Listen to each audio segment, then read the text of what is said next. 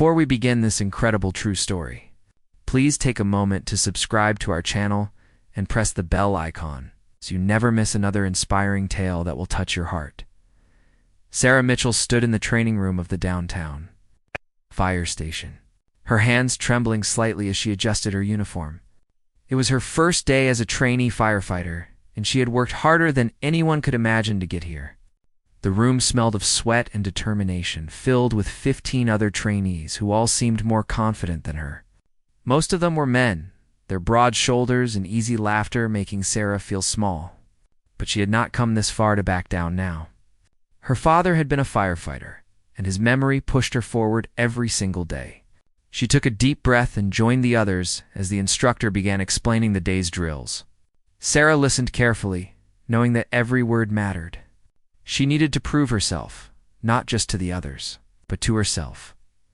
The morning passed in a blur of physical exercises and equipment training. Sarah kept up with every task, her muscles burning, but her spirit refusing to break. During a break, some of the other trainees introduced themselves.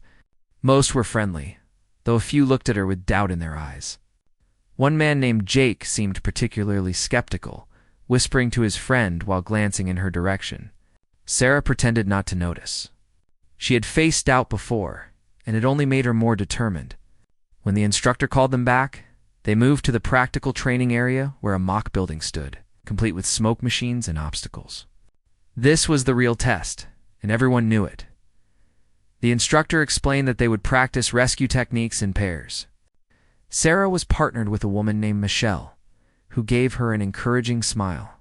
They would take turns playing the role of the injured person who needed to be carried out of the burning building. Sarah felt her heart race as she pulled on her protective gear. The weight of the equipment was familiar now after weeks of preparation. But the pressure of performing in front of everyone made everything feel heavier. When it was her turn to be the rescuer, she moved through the smoke-filled space with focus, found Michelle, and began the rescue procedure exactly as trained. Her muscles screamed in protest, but she did not stop until Michelle was safely outside as Sarah removed her helmet. Sweat dripping down her face, she noticed the instructor watching her closely. He nodded with approval, and relief flooded through her. But the hardest part was still to come. It was now Michelle's turn to rescue Sarah, which meant Sarah had to play the injured person. The instructor called out that they needed to make this scenario more realistic. He asked Sarah to remove some of her upper protective gear so Michelle could practice checking for injuries. Sarah's breath caught in her throat. She knew this moment would come eventually, but she had hoped it would be later. She had earned more trust from the group. Slowly, Sarah began to unfasten her jacket.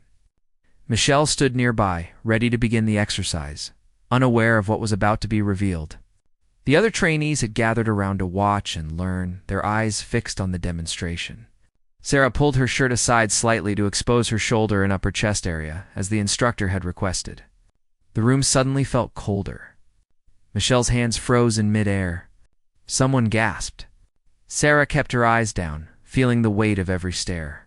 There, across her left shoulder and spreading down toward her chest, was a massive scar.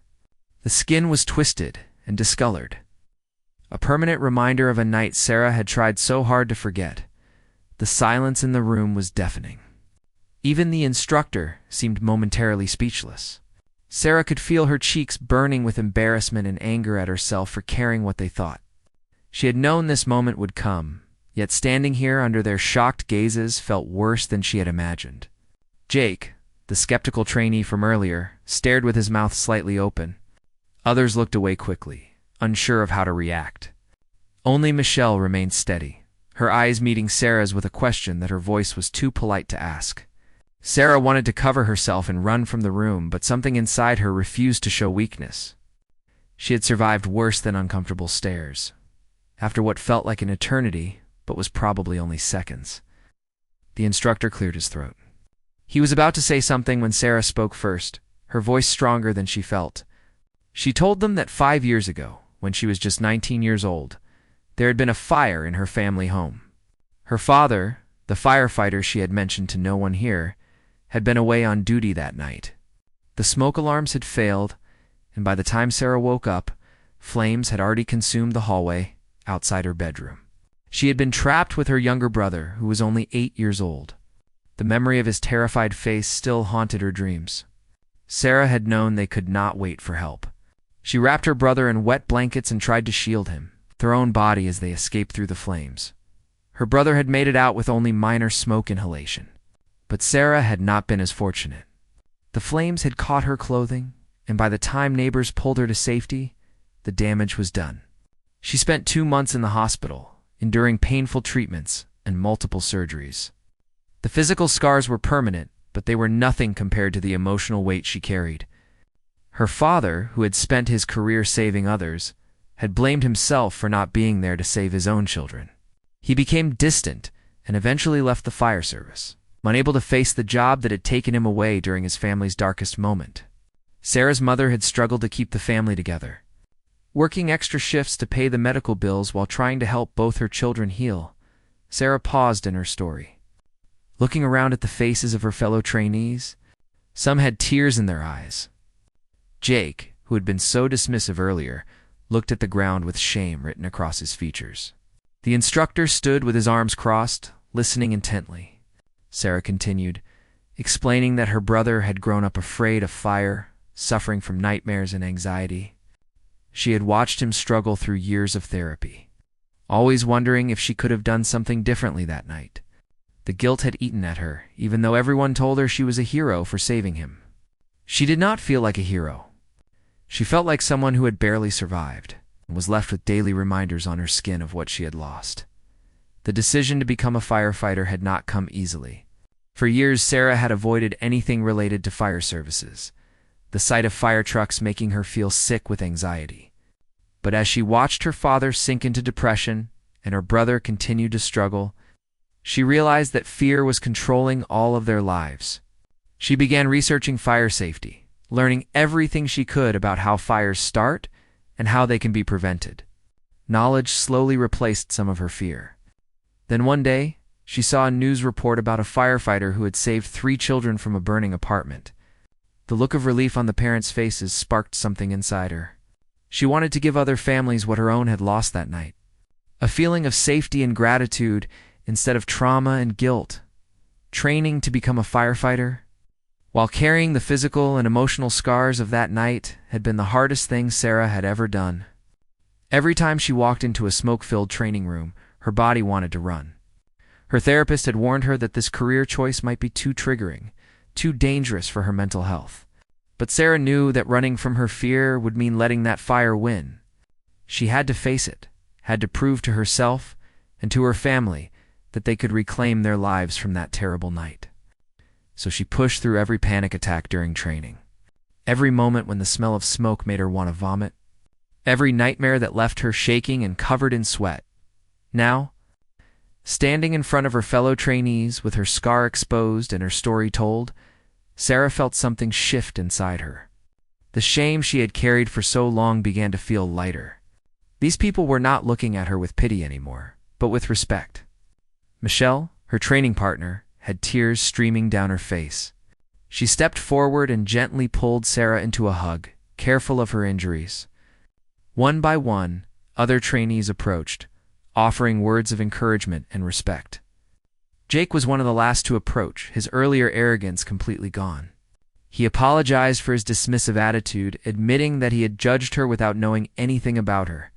Sarah accepted his apology with grace, understanding that everyone carried their own stories and insecurities. The instructor finally spoke, his voice thick with emotion. He told the group that being a firefighter was not just about physical strength or courage. It was about understanding fear and choosing to act anyway. It was about knowing the cost of failure and still showing up every day ready to save lives. Sarah had already proven she had what it took long before she ever walked into this training room. He told her that her scar was not something to hide, but rather a badge of honor that showed she understood exactly what was at stake every time they responded to a call.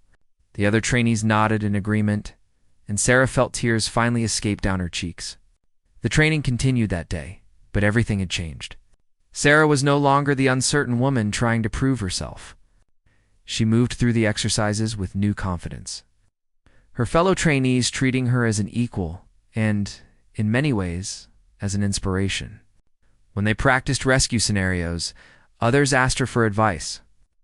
Recognizing that she had real experience that textbooks could not teach, Michelle became a close friend, the two of them supporting each other through the challenging weeks that followed. Even Jake became one of Sarah's biggest supporters, often partnering with her during drills and pushing her to be her best. As weeks turned into months, Sarah's reputation grew within the training program. Instructors from other groups heard her story and asked her to speak to new trainees about the psychological challenges of firefighting.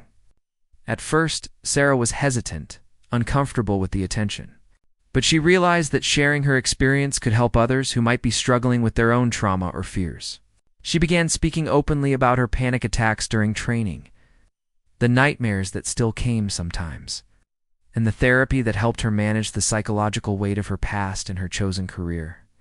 Her honesty created a safe space for other trainees to share their own struggles. The entire program became stronger for it. Sarah's family slowly began to heal as well. Her brother, now 13 years old, came to watch her training graduation. It was the first time he had been near a fire station since that terrible night.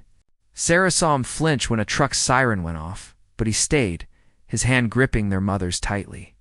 When Sarah received her certificate, completing the training program with top marks in several categories, her brother stood and cheered louder than anyone. After the ceremony, he hugged her tightly and whispered that she was the bravest person he knew. Sarah cried then, feeling a piece of her guilt finally begin to lift. She had not just saved him from the fire that night. She was helping him reclaim his life from the fear that had followed. The most unexpected healing came from her father. He had refused to attend the graduation, still too broken by his own perceived failure. But 2 weeks into Sarah's first assignment at a fire station, he showed up unannounced. Sarah was checking equipment when she looked up and saw him standing awkwardly in the doorway, his eyes red and tired. They stood looking at each other for a long moment before he finally spoke. He told her that seeing her pursue this career despite everything she had been through had forced him to confront his own cowardice. While she was facing her fears every day, he had been running from his. He apologized for leaving the service, for abandoning the work he had loved, and for not being strong enough to support her journey sooner. Sarah walked to her father and took his hands in hers. She told him that his pain was valid, that he had nothing to apologize for. Trauma affected everyone differently, and there was no shame in stepping away from something that caused him suffering. But she also told him that it was not too late to heal, not too late to find a way back to himself. They talked for hours that day. Really talked for the first time since the fire. Her father admitted that he had been seeing a therapist recently, finally addressing the guilt and depression that had controlled him for years. Sarah's courage had inspired him to find his own. They began meeting regularly, slowly rebuilding the relationship that the fire had damaged. Her father started volunteering at fire safety education programs, finding a way to contribute without being on active duty. Sarah's first real call came on a cold Tuesday morning. The alarm sounded and the crew rushed to their truck. A residential fire, possible occupants trapped. Sarah's hands shook as she pulled on her gear, but she forced herself to focus. This was what she had trained for. This was why she had endured all the pain and fear.